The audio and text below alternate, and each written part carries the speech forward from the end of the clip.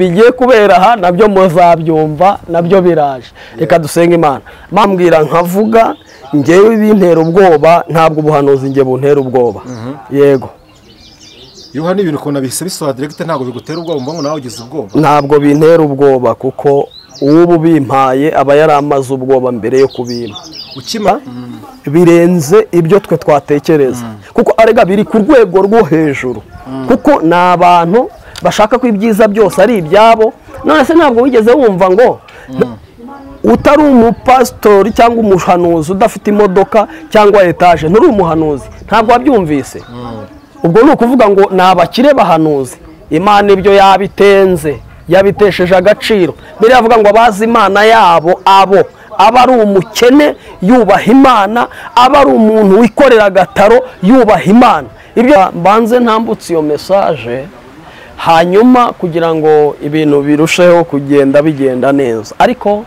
nkwingingira ubu butumwa kugira ngo nimba warize uri umuhanga wowe ujye wandika ibyo umuhanuzi ahanuye hanyuma ndi gusenga nijoro mpabwa message numva ijwi rinyongorera rimbwira ngo ntangaze iki kintu ko iyi tariki nubwo uriya mukobwa bita Muheto ari mu bihe bitamworoheye ariko haje marayika umukura mu biharimo bitamworoheye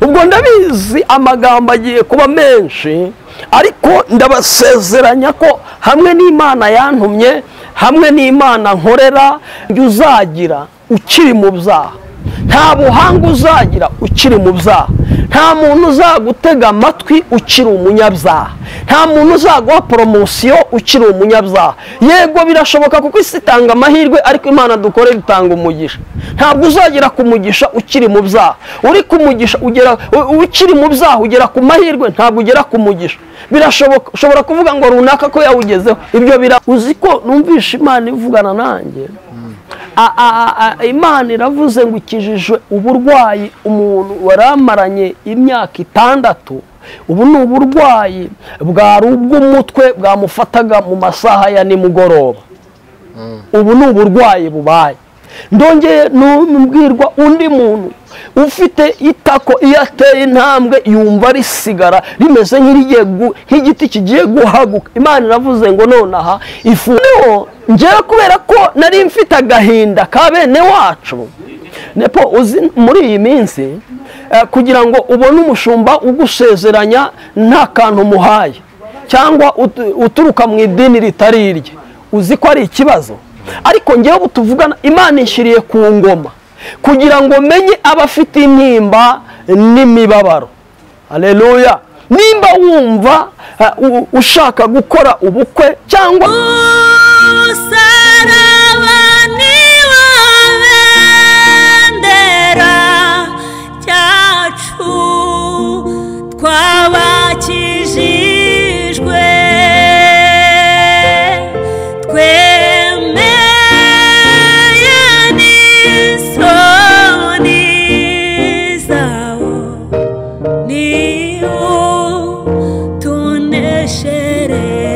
reka ngusuze kandi mwifurize amahoro y'Imana ndetse n'imigisha itwa kwiteka Imana wowe dukunda gakurikira ibiganiro byose byivuga butumwa bica ku Musaraba TV neza y'Imana nibane nawe kandi umugisha w'Imana ukomeye ndetse nawe bose hafi na kure rero Amerika Aziya Uburayi Afrika dutuyemo mwese ndabasuhuje kandi mbifurije umugisha w'Imana kugubwa neza y'Imana kugira ngo ntibaveho kandi Imana yivange mu byanyu mwese mukomeze kutweka ko mudukunda rero mubice murimo byose natwe turabakunda kandi tuzirikana urukundo rwanyu namwe mukomeze mushyikire imirimo yivuga butumwa kushyikira nta kundi mufate nimba wafashijwe kumva icyo biguhinduyeho bisangize n'abandi turifuza yuko abantu bose bamenye ukuri kuko nibakumenya niko kuzaba batura ngize umugisha ukubona n'umuhanuzi w'Imana Theogene yego pasteur yego meze neza cyane urakomeye ndakomeye yewe ndakubaha urabizi ariko ugiye gutuma ntangiye kujya nagutinya nabo nanjye ndakubaha cyane oya ntuntinye ahubwo utinye Imana indimo ntangiye kujya gutinya rwose kubera nawe impamvu urayizi. oya wininya kuko ndi umwana w'Imana. Umeze neza se? Meze neza ndashima Imana. Yego. Ndabona ukeye ariko. Ni ukuri ndashima Imana muri iyi minsi. Yego. Niki kiri kugushimisha cyane muri ino minsi? Ikintu kiri kunshimisha nuko ubuhanuzi buri gukora akazi. Yego. Niki kiri kukubaza muri ino minsi? Ikintu kiri kumbabaza nabari kuvanga ibintu by'Imana bakabivanga n'ibindi. Yego. Nuhe musanzu uri gutaga ku bantu bari kuvanga ibintu kugira ngo oya umusanzu wanjye ni ivugabutumwa rivuye ku Mana pani rivuye kuri Satani. Yego. Nuhe musanzu uri gutanga muri societe kugira ngo amenye ukuri ubu tuze ko uri kubaza. Nibyo byiza societe kugira ngo umenye ukuri nuko ishaka ibiganiro ikurikira Umusaraba TV niho hantu havugirwa Imana koko. Yego. Yego. Reka tugushimire cyane, katugushimire tuvuga ngo Imana igukomereze amaboko cyane cyane byo muri minsi rwose ndabona urimo neza cyane. Imana iguha umugisha. Uri gusengera hehe? Amavuta uri kuyavana hehe? Buriya ngewe ntabwo mba mu mubiri cyane. Oya mba mu mwuka cyane kurenza kuba mu mubiri cyane. Hano tuye mu isi. Ego ibihe byinshi mba ndi gushaka ubusabane bwanjye n'Imana. Yego. Yego. Uri gusenga. Yego.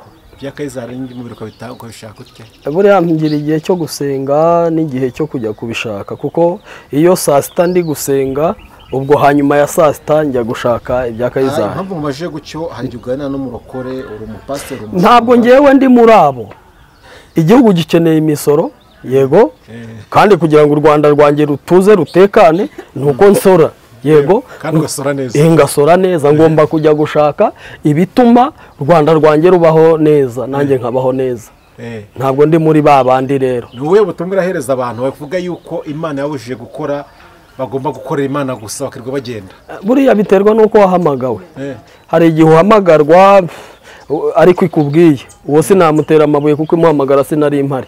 Ariko kuri kote yanjye yarampamagaye irambwira ati ugomba no gukora. Nicyo nshaka kumenya hano hantu. Ese uwo muhamagara ubaho yuko Imana igihamagara umuntu akabwira ati ndaguhamagaye ariko nibeshye ukajya mu kazi nzakwica nibeshye ukajya gucuruza tuzabonana. Uwo muhamagara ubaho? Ntabwo nawusubiza kuko atari wowe yampamagaye. Ngomba gusubiza uwo yampamagaye. Neza kuri umushumba hagize umukristo uzakugishije n'abati ngi Imana yampamagaye gucyo bamugenda. Namukubita sevure. Kandi we nari we yahamagaye. Oya. Buriya hari ugukora sibyo ukagerageza bikanga abantu bose bakabibona aho nta ugutera amabuye ariko ntabwo urakora n'umunota uwarimwe gukora tuvuga ntabwo ariko akundi kwirukankana umukandara umwe Nyabugogo cyangwa Gataro uko ntabwo ari ugukora gufungura igikorwa kigaragara. Yego. Uti namukubita njuguro nimba wamukubita amakuru mise menya nuko umuhamagaro ntuwemera kubaho. Uwo muhamagaro ntabwo nge mwemera. Reka tubizi muzingo ntabwo mwemera. Ntabwo wemera bivuga. Umuhamagaro ukora niwo nemera. Umuhamagaro ubuzana gukora ntabwo ndawutenze noneho. Ndawutenze. Bose none ubwa pastor atenze. Ndawutenze uwo muhamagaro rwose. Yego. Yego reka tugushimire cyane reka tugusabe noneho usenga Imana twinjire mu kiganiro cyacu cy'umunsi. Mana y'imbaraga, Imana y'ubushobozi, Imana yo kubahwa, Imana y'ibitangaza, Imana ivuga, Imana isohoza, Imana yumva tuguhaye icyubahiro. Haleluya. Abana bawe twongeye kugaruka imbere yawe. Turiho amavuta yawe, turiho ubwiza bwawe, turiho kurabagirana kwawe. Rero abazakurikirana iki kiganiro barwaye mbatuyeho gucira badafite ubushobozi mbatuyeho ubushobozi badafite amaso y'umwuka mbatuye amaso y'umwuka barebe ibyo batarebaga kandi bumve ibyo batumvaga kandi abarwaje abana basabiye gukira mu izina rya Yesu. Amen. Amen. Amen. Mukana ahubwe ngo usigaye uri mu bantu ndi gutinya cyane ibintu biguhanura. Yego. Ntago biri kuraza hari akavideo nashyizeho wakabonye. Sinzi niba wakabonye. Yego. Ikiganiro gishyizeho mu gitondo ariko nyuma nkimara kugishyiraho bita numva inkuru ngo umuntu witwa Salon ibi ni ikiganiro nabonaga bitangaza yuko yamaze kumuta muri yombi kubw'ibyaha bine ari gushinjwa cyangwa se ari gukekwaho. Yego, ari gukekwaho ni ibyaha bine. Nibuka ikiganiro duheruka gukorana uvuze ati mugiye kubona abantu bafungwa cyane, bisubiremo abantu bakoresha imiti y'abapfumu. ni kwavuze rwose. Nuko akantu bagikurikiye ahantu bavuze ngo bakoresha n'utuntu tw'utwatsi, babikurikirane ibyo byose. Ariko komeza. Yego, nibwo bavuga ati mugiye kubona abantu bafungwa. Ukuntu wabivuze kamusoro, ukuntu wabivuze, ariko abantu baza gukurikira ikiganiro cyose waravuze ngo ntabwo ari njye navuze, Imana yamvugiye muri kuko kari kabaye burya kandi n'ubu karongera kabe. Abantu reka nkubwire, buriya hari igihe utakemera umuntu pe, ntawabikuziza. Kuba utanyemera isura mfite ushobora kuba utanyemera, ibyo simbikuziza. Ariko nibura mu buhanuzi natambukije jya wandika, yego ibyo bizakwemeza Imana iri muri njye nyihorera. Ariko n'ubuhanuzi se ntabwo uzabwemera.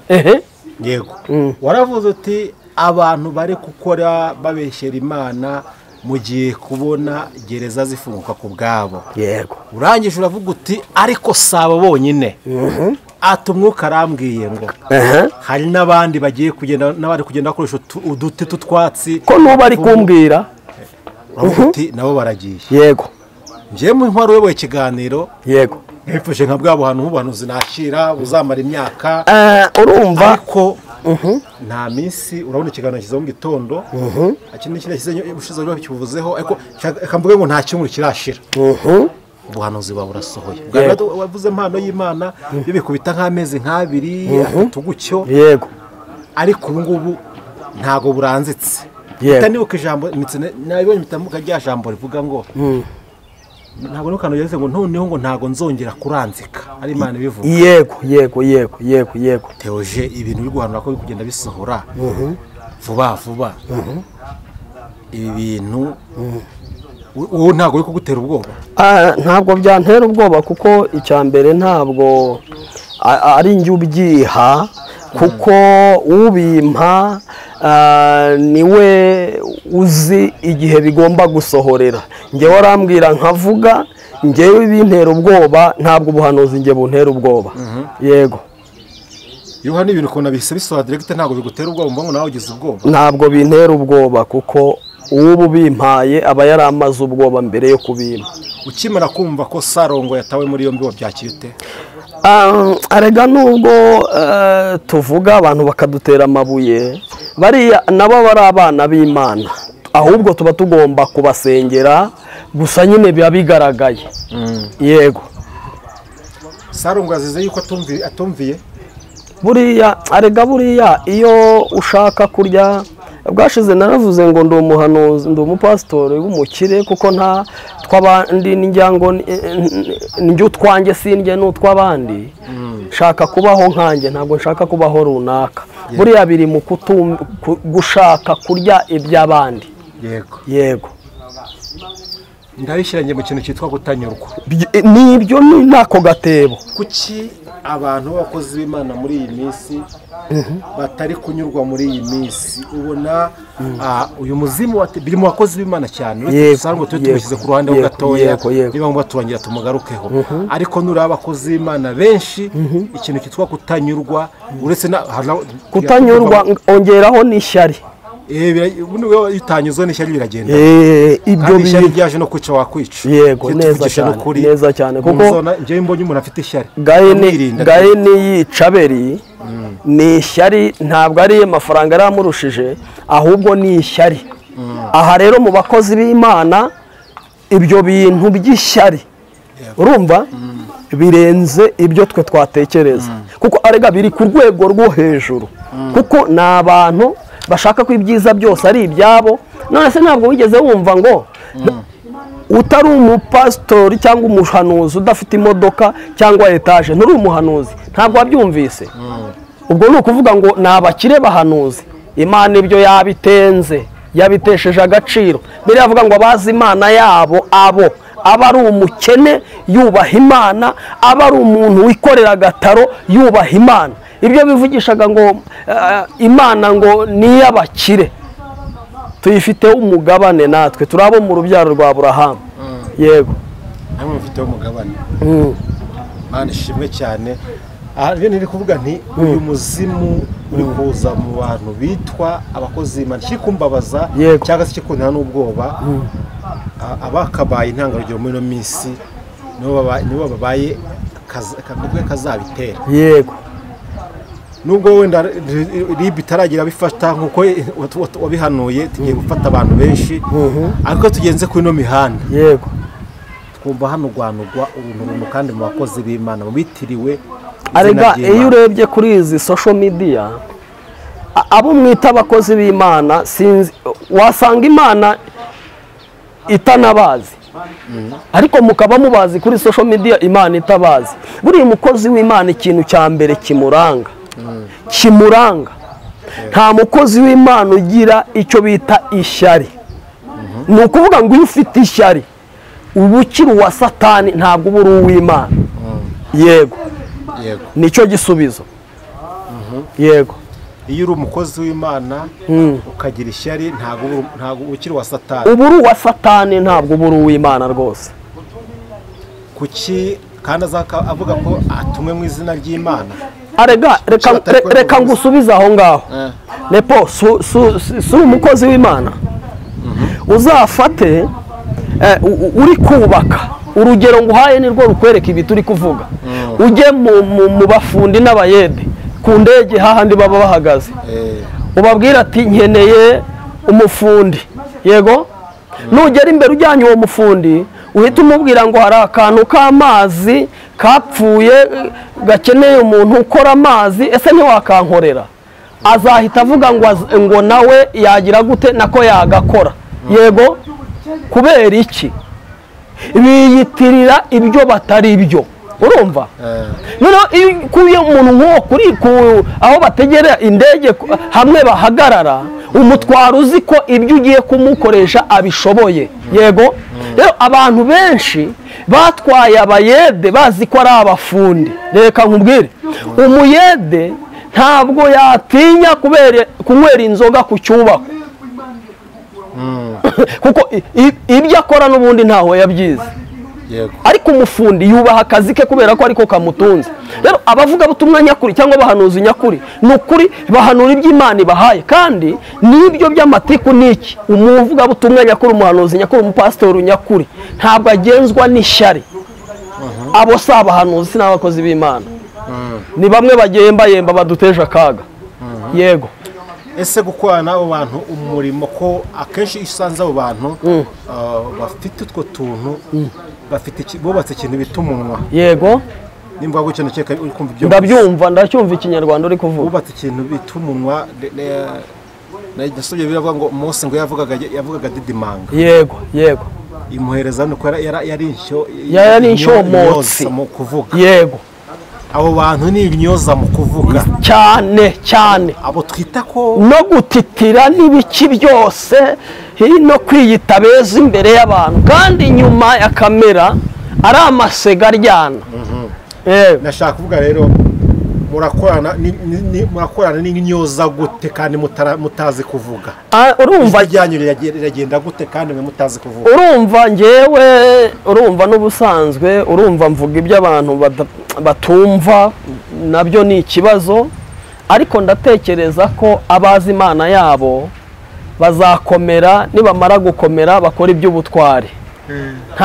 Ntabwo twitaye kuri abo bavuga ubutumwa basizemo utuntu two kureshya abakiriya kugira ngo babone uko babiba. Twebwe ntabwo turi muri abo, ahubwo ijambo ry'Imana turivuga uko riri. Yego, reka Imana ibashyigikire, kuko umurimo ni uwa Kristo. Nawe wawe uhagarariye mu isi, ibyo byose azagenda bashoboza hagati y'ayo masega. Reka mbyita amasega kuko niko Yesu yavuze, ni amasega aryana afite urubori. Yego, twigarukire. Yego, nende kuvuga nti iyo uhanuye ibintu ukabona bitabisohora kuki bitabisohora abantu tuzatubona agahanura ibintu by'ibyago wenda we ntabwo wahanuye ibyago cyane wahanuye ubwira abantu ngo nibihane bave mu byaha nibatihana mageragere niko nubwo buryo yavuzemo irafungutse ese uri muri bahanuzi bamara guhanura bakajya gusenga Imana ngo Mana afashe ubuhanuzi nahanuye busohore kugira ngo nemerwe njyewe ntabwo nkeneye kwemerwa ahubwo njya gusenga Imana ngo ishyire ukuri ahagaragara ntabwo nkeneye umuntu unyemera rwose ariko iminsi igihe ndabizi kizatuma munyemera ndabizi neza ndashidikanya n'Imana yanjye nkorera igihe kiraje kizatuma munyemera ariko ubu nkiri mu buvumo nkiri mu mabuye nkiri mu mahanamanga ntabwo nkeneye umuntu nkomera amashyi ntabwo mukeneye igihe kigiye kuza kizatuma amashyi yankomera ntanayagusabye yego iki kizagera yego abantu bakomera amashyi ntanayabasabye nayo uri kuyashaka ntabwo ndi kuyashaka igihe kizatuma biba yego nabyo Imana yabikubwiye nabyo Imana yabivuganye nanjye ari indirimbo Muroma yaririmbye nikuririmbire karabaye yego komeza inzira watangiye haleluya haleluya haleluya haleluya haleluya wahisemo neza Mana ushimwe Nyagasani muri kumwe Imana ishimwe urakoze cyane urakoze cyane ubu Muroma waririmbye yego byose ndimbu zagufasha mu rugendo watangiye yego aho navuze ngo shozwa byose na Kristo umpa imbaraga yego ndakeka bino utabyishoboza yego kamvuge ngo hari ikintu njya mbona mu bahanuzi wowe bo ni ibintu bibiri kuri wowe umuhanuzi uri umushumba yego bitabiza kuba kabiri abahanuzi ikintu nabonye kiri kwica abahanuzi muri no minsi cyamenye amavuta yabo cyatumye bamera nk'abandi bose uko iyo ndebye nsanga nabo baraje bahanura barimo neza bakorera Imana neza ariko iyo umuntu ahanuye ikintu cyambere kigasohora cyangwa kigahanura ahita apfa mu bugingo kwishyira hejuru reka nkubwire nepo singaha ahantu ndi si kuri iki gitangazamakuru umusaraba mba ndiho nubona Pasiteri Theogene yego yahindutse yapfuye mu bugingo uzamenye ko atari Imana naje mvuga sibyo uzavuga ati burya nawe ntabwo ari Imana yavugaga reka nkubwire nigishijwe n'isi amasomo menshi yego Imana itakurengeye nta muntu wakurengera wavuga uhengetse ururimi wavuga uko wavuga kose Imana itakurengeye nta wakurengera ntabwo nteze nzabatenguha inshuti z'umusaraba yego kuko umuntu azaba atete ndahanu ndakomeze ndakaze ntabwo ngewe ndi muri abo nepo ngewe ndakubwira ngo narahanuye urumva ababizi barabizi uzabibona muri komenti narahanuye kugeza ku rwego abantu bazaga birirwaga banzengurutse kandi ibyo mpanuye bisohora sibyo ntabwo rero mpanura amasezerano y'amahuri ahubwo mpanura amasezerano marayika yamaze gutera inda ahita avuka yego Imana izagushoboze yego ko ndabizi yuko ahaguye bane nawe wahagwa yego birashoboka ariko ishobora byose rata izanshyigikire izagushyigikire yego izakube hafi kuko wahagwa ariko Imana igufashe yego Imana ifashe inshyigikire Imana igufashe gushyigikire siko bimeze yego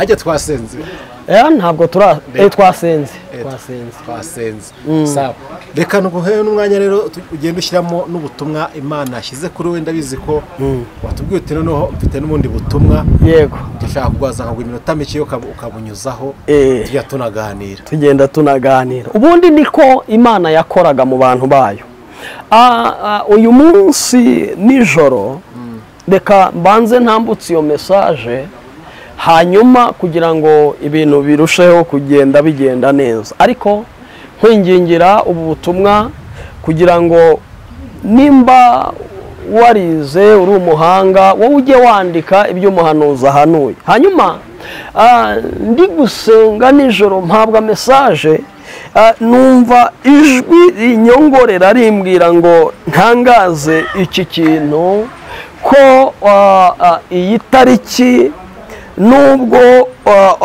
uriya mukobwa bita Muheto ari mu bihe bitamworoheye ariko haje marayika umukura mu biharimo bitamworoheye. Ubwo ndabizi amagambo agiye kuba menshi, ariko ndabasezeranya ko hamwe n'Imana yantumye, hamwe n'Imana nkorera, n'ubundi nabonye umusamariya mwiza amusanga ahari, ngiye kubona mbona amufasha akaboko, ngiye kubona mbona arasohotse avuye muri prison. Iyo ni message abantu batari bwumvikaneho kimwe nanjye, ariko Imana ya Isiraheli niyo yampaye iyo message, nayo mugomba kuyitegereza kuko ibi nabyo mugiye kubibona bidatinze. Hanyuma ndi gusenga, siyo gusa, Imana iravuga ngo ntangarize abantu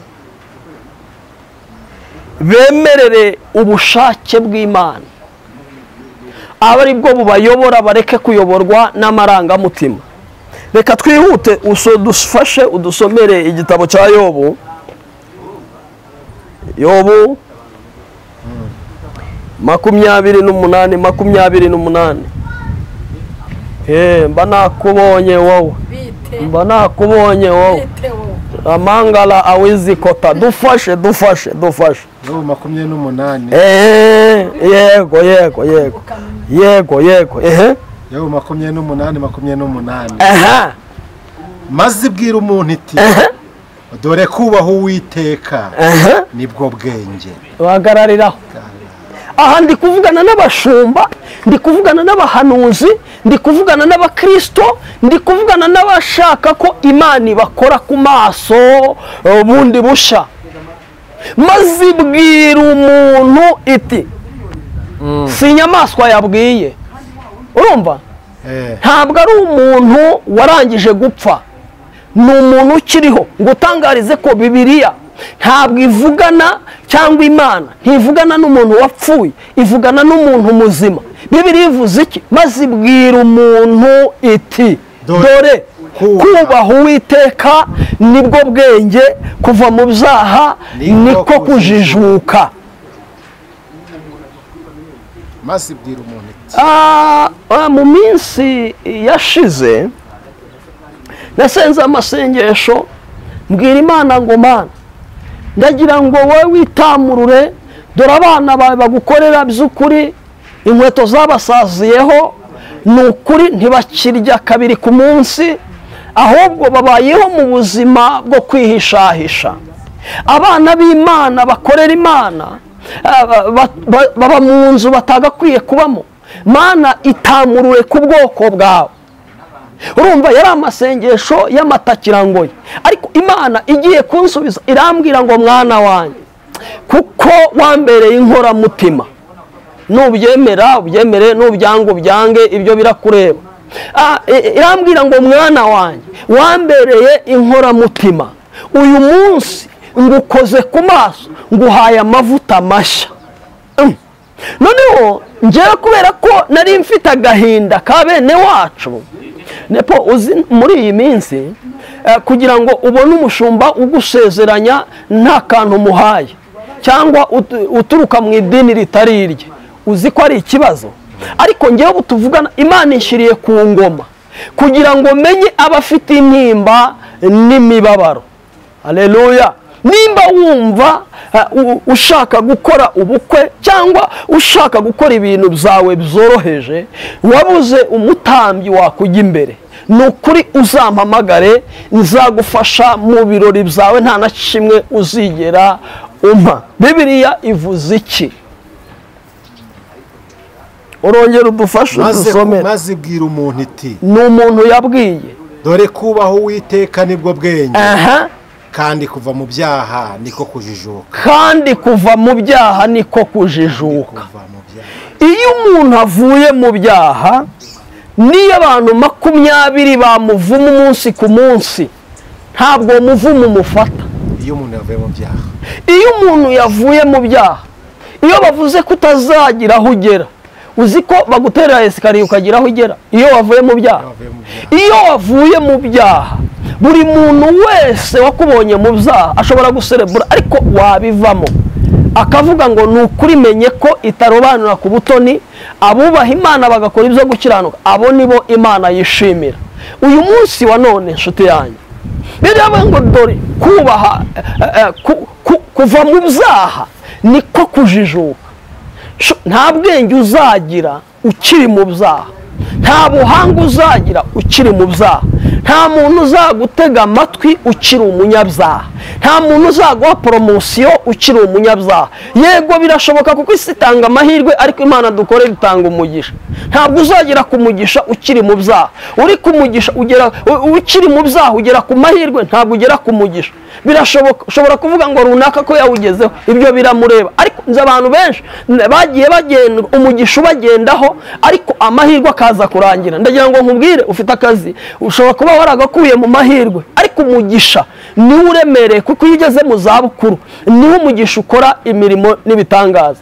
Bibiliya iravuze ngo dore kubaha Imana byonyine ukava mu byaha Imana irakugenderera igaguhoza marira mu maso y'abanzi bawe, ariko utarava mu byaha ni ikintu gikomeye wowe ubwawe utavuga ngo umwanzi wawe uzamufataho ijambo. Ntabwo bishoboka ukiri mu byaha. Urasabwa gukizwa ukegera Yesu akaguhoza inguma zose. Reka nkubwire aka kantu, iyo umuntu ari mu byaha akajya mu kabari akagura icupa rya mbere rya kabiri, iyo bigeze ku rya gatatu ahita neza atangira kwibuka abapfuye kera, abamuhemukiye. Izo ni ingaruka z'ibyaha. Rero iyo umuntu avuye mu byaha agakizwa, haza abamarayika bamuramira.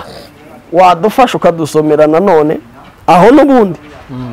Yego.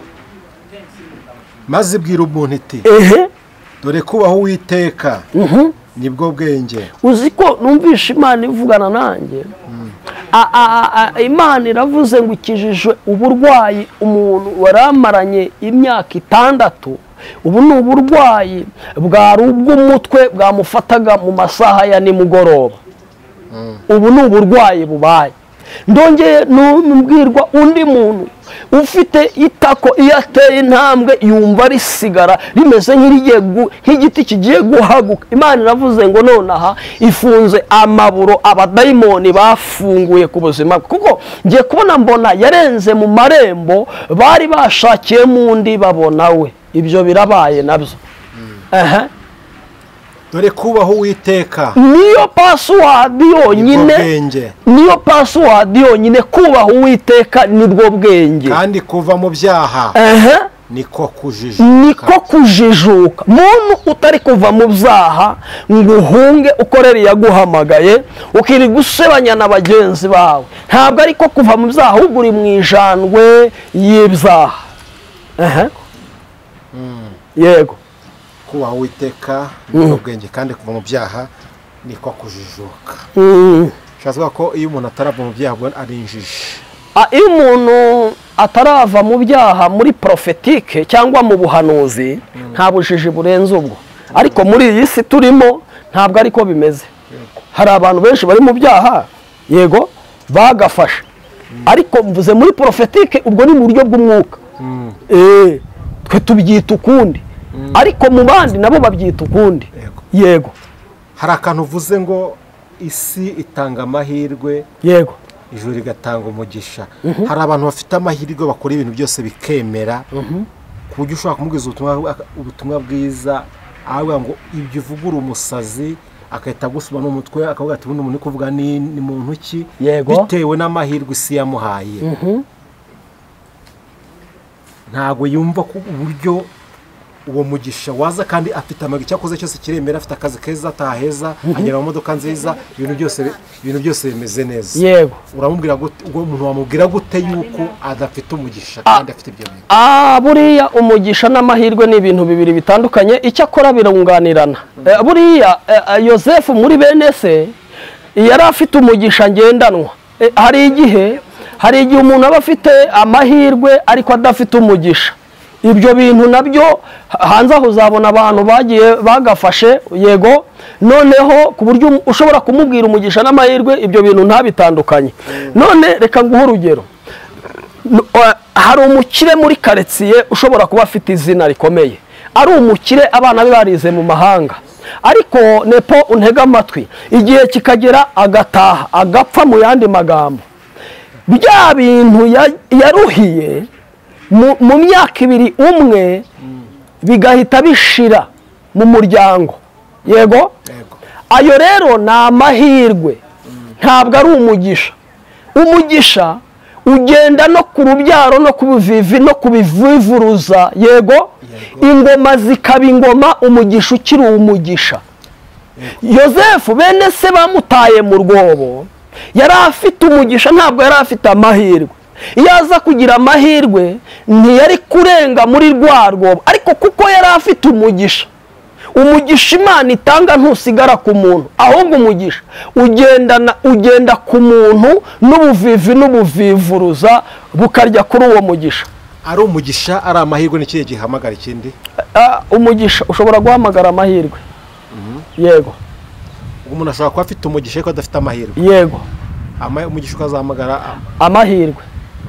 Urakoze cyane. Yego, tuba dukeneye kugira ngo tubisobanukirwe. Yego, cyane ko muri ino minsi nk'uko nabikubwiye, hari umuntu wumva ubutumwa. Oya, umuntu ari kugira amahirwe yakubaka igipangu, ubwo agahita gusiba muri telefone. Hari umuntu urananyibukije, hari umuntu twasenganye arambwira ati mushumba ndarushye meze nabi, mbabarira ndarushye. Ndamubwira ati ndabona inkoni y'Imana itakuriho, Imana nkorera igiye kukwiyereka. Mu mezi ageze muri 6 ahita agura imodoka. Urumva? Mu mezi 6 tumenyenya ahita agura imodoka. Yaje kongera kumpamagara arambwira ati mushumba nkeneye kuguha ituro. Ashira nk'amezi 5 arangiye, arongera arampamagara arambwira ngo uzi ko narose imodoka yanjye uyitwara, kandi nta nerekwa n'umuserebanya aho unyuze. Ayo ni amahirwe, ntabwo ari umugisha. Amahirwe iteka ryose yagucika akagenda, ariko umugisha umugisha muragendana, haba mu bibazo habe mu byiza, umugisha muragendana iteka ryose. Uyu muntu ukagira ngo ntazarira se? Ibaze gusengera umuntu akaguhemba kuvuga ngo yarose, ngo wamutwariye imodoka, aterekwa n'umuserebanya aho wanyuze. Yego, ayo ni amahirwe. Bantu badukurikiye, nshuti z'umusaraba, nubona amahirwe agusekeye wintemera hitaka, Imana izantabara. Kandi mvugire n'abatagira uwabavugira. Wihirwa n'urugendo abantu bose mwari muziranye ngo uhite ubasiba muri telefone. Birashoboka ko igutabaye kuwa 5, kuwa 6 nawe izamutabara. Amahirwe asekera buri muntu uwo ari we wese, ariko kuyagumana ntibikunda. Uyu munsi ashobora kuyagumana, ariko umugisha afite ugasanga akunyuzeho waramurimiyeho itaka. Mu bana abantu bose amahoro, Imana irahari kugira ngo itabare abo gutabarwa. Yesu agumuje tugana ku musozo w'ikiganiro cyacu. Uko tubizi tuzi yuko amahirwe ayo mahirwe uri kuvuga umuntu arayahanira akayashaka ndetse akanayageraho. Ariko se ni gute umuntu ashobora gushaka umugisha akawubona? Tujya ngo urangira abantu inzira umuntu yashakamo umugisha kandi akawubona. Umugisha nta muntu uwutanga, umugisha uva ku Mana. Nyine ni gute umuntu Imana iha umuntu umugisha? Ubu byarivanze, irondo ryivanze n'ibisambo. Urabona mu gihe cyashize abantu bagiraga ibikorwa by'impuhwe. Yego, ukabona umuntu, ukabona utanamuzi, wenda ari kuri kamera, mu by'ukuri ukabona nawe ameze nabi, ukabasha kumukoreraho umugisha. Umugisha rero urakorerwa, ntabwo umugisha usabwa. Yego, umugisha urakorerwa, ntabwo usabwa. ariko hari akantu tubwiye ngo hari amahirwe, hari umugisha. Umugisha urakorerwa, ukorerwa gute? Icyo kintu ushaka umugisha kuwukorera. None se ubu ni urugero, abakozi b'Imana baca ku Musaraba TV ni benshi cyane, sibyo uvuze turiya mukozi w'Imana wambaye umupira w'umukara rwose ndakeneye kumukoreraho umugisha yego ni ukuvuga umugisha urakorerwa sibyo ariko amahirwe ushobora kuvuka mu rugo rwiza ayo nayo ni amahirwe ariko umugisha nyirizina ni Imana iwutanga ariko ukorerwa mu bantu yego reka tugushimire Theogene Imana tuvuge ngo Imana iguha umugisha yego byo byose umurimo w'Imana wo urakomeje igihe tukiri mu isi yego niba tugihari umurimo w'Imana nawo urakomeje yego reka tugushimire Imana y'amahoro iguha umugisha kubwo gukoresha umuhamagaro wawe yego sinzi niba nta kindi wongeraho niba nta kindi ni kwa kundi urasengera abantu b'Imana tugana ku musozi tuzagaruka muri pati 2 ubwo niko njya mbyita kuko ibi bigiye kubera aha nabyo muzabyumva nabyo biraje reka dusenga Imana Mana yacu Imana yo kwizerwa Imana y'imirimo Imana y'ibitangaza Imana yo kubahwa Imana y'icyubahiro cyinshi tuguhaye icyubahiro kubw'iki kiganiro uzacyumva wese ineza yawe izamubeho kandi imbabazi zawe zizamubungabunge kandi abari mu buzima bw'imibereho mibi bamurikire ubahe imibereho myiza batifuzwaga n'imiryango uhereye nonaha imiryango bumvikane bashyire hamwe basenyere umugozi umwe mu izina risumba amazina kandi sengera abavuga butumwa bagenzi banjye bakiri mu ishyamba bameze nka ba Dawidi kugira ngo Imana ya Isiraheli Imana yacu bwite izibagaragaze izibakureyo haracyari ibihumbi bitarapfukamira Bayali icyubahiro n'ikibi cyawe rero niba uko nshaka ahubwo bibuko ushaka mu izina rya Yesu amen.